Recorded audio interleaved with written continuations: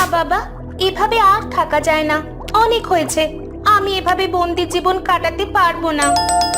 এভাবে বলিস না মা, আমাদের এই মৎস্য রাজ্য থেকে কোনোদিন কেউ বাইরের রাজ্যে যায়নি। আমি তোকে এইভাবে বাইরে কোথাও যাওয়ার অনুমতি দিতে পারি না।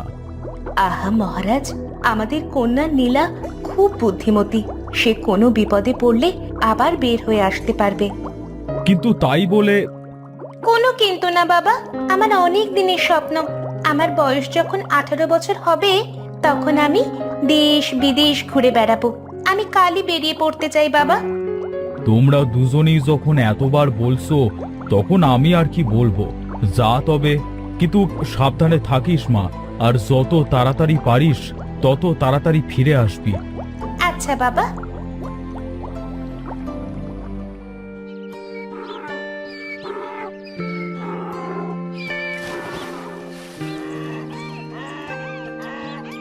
না, আর পারি না বাপু। তোদের দিয়ে আমার কাজের সে অকাজ বেশি হয়, বুঝলি। চেহারাতেও কোনো চকচকানি নেই, তোদের দেখে কেউ কিনতেও চায় না। আর এইদিকে রোজ গান্ডে পিণ্ডে গিলেই চলেছিস। কি হে লাবু মশাই, খবর কি? কে? ও নবীন বাবু। আর কি খবর বলুন। তাই বেচারা গাধাদের উপর চটে আসো কেন হে বাপু? আর বলবেন না, এদের জন্য আমার ব্যবসা লাটে উঠবে মনে হয়। কেন ব্যবসা লাটে উঠবে কেন? দোষ আমার কপালের, বুঝলে। যখনই যে ব্যবসায় করি তাতেই লোকসান। এর আগের বার ভাবলাম মুদির দোকান দেব, সকলে ভালো মানুষ পেয়ে ধার দেনা করে আর মুখ দেখাইনি। তার আগে ভাবলাম সবজি চাষ করব, লাভের চেয়ে লোকসানই বেশি হলো। এবার ভাবলাম গাধা বিক্রি করব, কিন্তু এদের কেউ কিনলো না তো। এই ব্যাপার। তা কাজের কিছু করো, যাতে লাভ বেশি হয়, বুঝলে। কি আর করব? কেন, এই মাছের চাষ করো। মাছের চাষ? হ্যাঁ, এই ব্যবসায় লোকসান নয়, লাভ হবে নিশ্চিত। শোনো কিভাবে করবে, শোনো। সব বুঝলাম। বেশ, তবে এবার মাছ চাষ করব। বেশ, এই যাই গো লাবু মশাই, পরে কথা হবে, কেমন? বেশ, যাও তবে।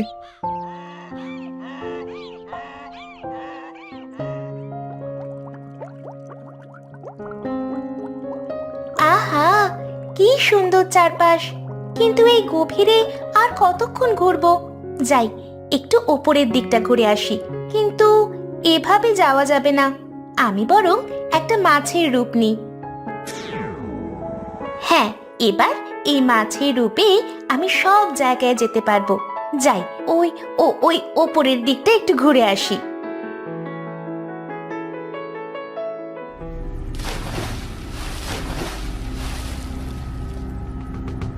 কি ব্যাপার, জালটা এত ভারী লাগছে কেন? হে, মনে হয় তোমার জালে আজ বেশ বড় সড়ো মাছ ধরা পড়েছে ভায়া। টানো টানো টানো। হ্যাঁ, টানছি টানছি, এই দিলাম টান। এই ছাড়ো, কে আছো? বাঁচাও! আরে সাবাস, কি সুন্দর মাছ। হ্যাঁ, এটাকে বেশ চওড়া দামে বেচা যাবে। তোমার তো আজ সোনায় সোহাগা হয়ে গেল গো ভায়া।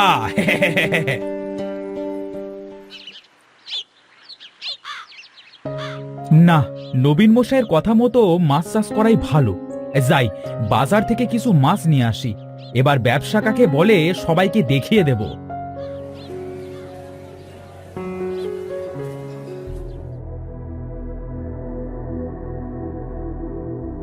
এই, তোমার কাছে মাছ হবে চাষ করবার জন্য? না বাবু, চাষ করবার মতো তো বড় মাছ নেই, তবে এই ডিমওয়ালা মাছ আছে, এই দেখুন না। না, ছোট ছোট অনেক মাছ কেনার চেয়ে আমি বরং কয়েকটা ডিমওয়ালা মাছই কিনে নিয়ে যাই। হ্যাঁ, সেই ডিম থেকে অনেক অনেক বাচ্চা হবে। কি ভাবছেন বাবু, মাছ কি কিনবেন না? আরে না না, কিনবো কিনবো, নিশ্চয়ই কিনবো। তা ডিমওয়ালা মাছের কথা বলছিলে না? কই দেখি, তোমার সেই সব মাছ দেখাও তো। এই দেখুন কত মাছ, এইগুলোর পেটে অনেকটা ডিম হবে বই কি।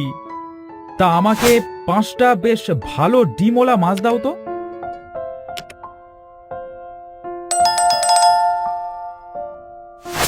এই নিন, এই 5টা মাছ।